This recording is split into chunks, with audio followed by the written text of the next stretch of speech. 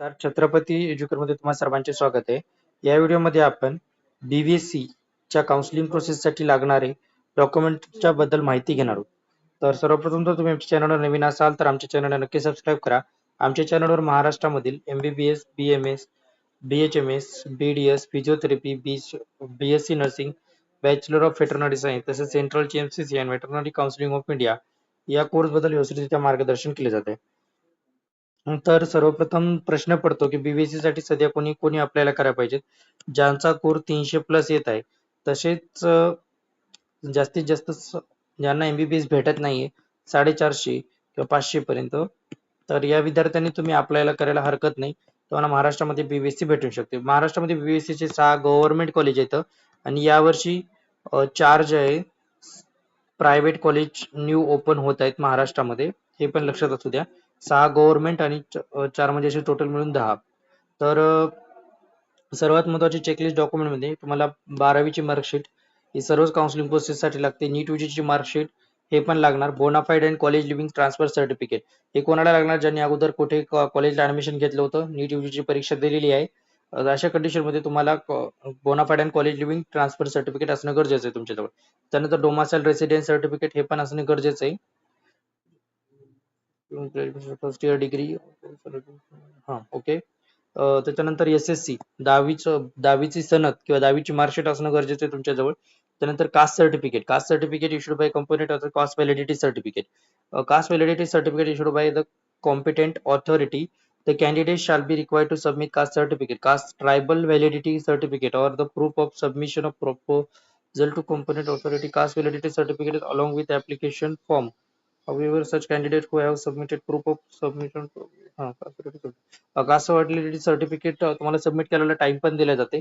त्याच्यामध्ये हे काय, त्याच्यानंतर नॉन क्रिमिनल सर्टिफिकेट हे पण नॉन क्रिमिनल सर्टिफिकेट हे कोणाकोणाला लागते, ज्यांची कॅटेगरी SC ST कॅटेगरी सोडून बाकी सर्वांना नॉन क्रिमिनल सर्टिफिकेट लागतं.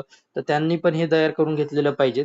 त्यानंतर फ्रीडम फायटरचं कसं आहे माहिती आहे का, याच्यामध्ये 2% रिझर्वेशन फ्रीडम फायटर वाल्यांना आहे. तर 2% रिझर्वेशन मध्ये काय, जर तुमचे आजोबा किंवा तुमचे पेरेंट्स, आजोबा कोणीकडले, आजोबा आजी तुमचे कोणीकडले, एक ते तुमच्या पप्पाकडले किंवा आईकडले, म्हणजे दादा दादी व नाना नानी याच्यापैकी कोणी जरी भारताच्या स्वातंत्र्य चळवळ्यामध्ये जर सहभाग केलेला असेल व त्यांना चीफ मिनिस्टर करून तशा प्रकारचं एखादं सर्टिफिकेट वगैरे भेटलेला असेल किंवा तुमच्याजवळ तसा प्रूफ असेल, तर तुम्ही त्याचा एक ॲफिडेव्हिट बनवू शकता 100 रुपयाचा. किंवा तुम्हाला ऑनरेबल चीफ मिनिस्टर कडून तुम्हाला जर काही भेटलेला असेल महाराष्ट्राच्या, तर त्याचा तुम्ही प्रूफ लावू शकता. त्याच्यामध्ये तुम्हाला 2% सीट रिझर्वेशन राहतं. बघा, candidate is whether the freedom fighter certificate issued in a favor of parents or grandparent of the candidate is issued under the signature of Honorable Prime Minister or Chief Minister Maharashtra State of yes, whether an affidavit of the freedom fighter, and if the freedom fighter is not alive then affidavit is here a wife, husband or stamp of 100 paper ते एक चालतं. if yes, तर the following point has been mentioned in it. म्हणजे याच्या अगोदर एक माझं असू द्या, याच्या अगोदर त्या फ्रीडम फायटर सर्टिफिकेटचा उपयोग कोणी केलेला नसलेला पाहिजे. म्हणजे तुमच्या घराण्यामध्ये जरी कोणी उपयोग केलेला असेल तर तुम्ही त्याचा वापर करू शकत ना. आणि फ्रीडम फायटर सर्टिफिकेट हे फक्त बॅचलर ऑफ व्हेटरनरी सायन्सच्या काउन्सिलिंग प्रोसेस मध्येच यूज होते. तर तुम्ही कोणी यूज केला नसेल तर तुम्ही त्याचा यूज करू शकता.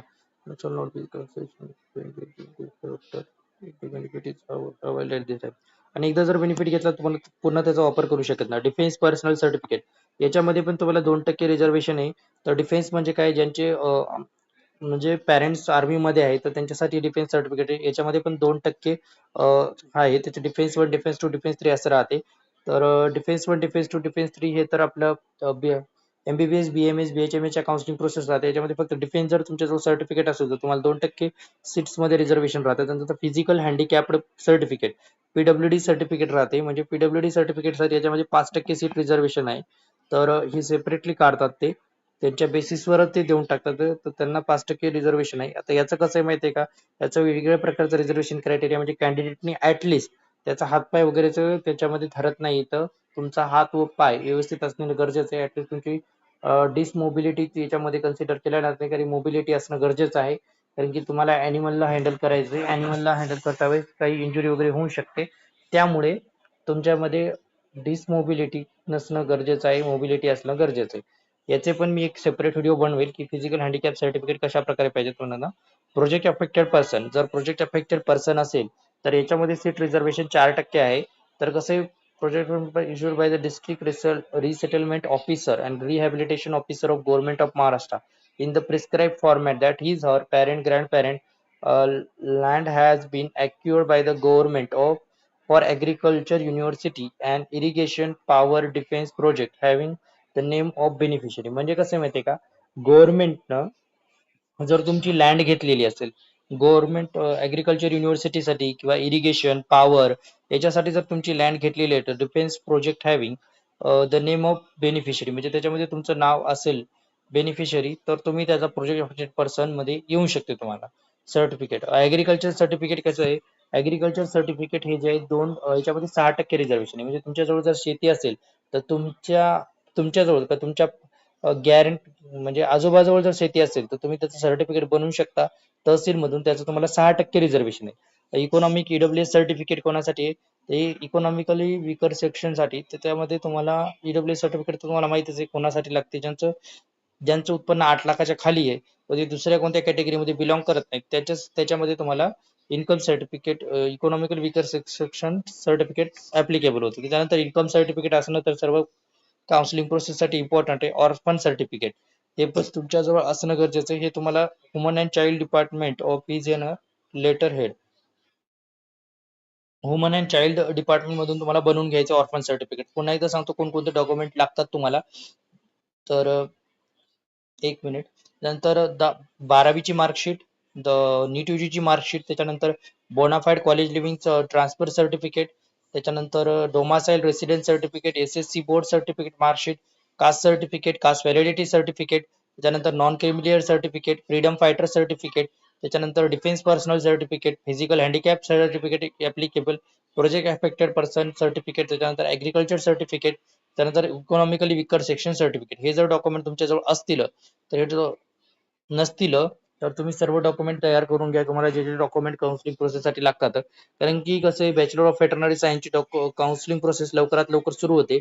त्यामुळे तुम्ही सर्व डॉक्युमेंट आताच्या आता लवकरात लवकर तयार करून ठेवा, म्हणजे जेणेकरून तुमच्या टाइमवर धावपळ होणार नाही व तुम्हाला त्या डॉक्युमेंटचा तुम्हाला बेनिफिट होईल.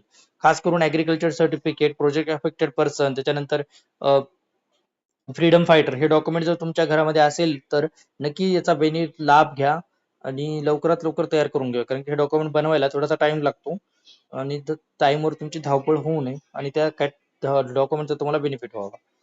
तर या व्हिडिओमध्ये एवढंच. मी ऑलरेडीच या पूर्ण बीबीएससीचा काय एक्सपेक्टेड कट ऑफ वगैरे राहू शकतो याचे व्हिडिओ टाकलेले आहेत माझ्या चॅनलवर, तुम्ही ते बघू शकता. या व्यतिरिक्त जर तुम्हाला काही डाऊट असेल तर तुम्ही माझ्याशी कमेंट सेक्शन मध्ये कमेंट करू शकता किंवा डायरेक्ट पर्सनल कॉल करू शकता. धन्यवाद.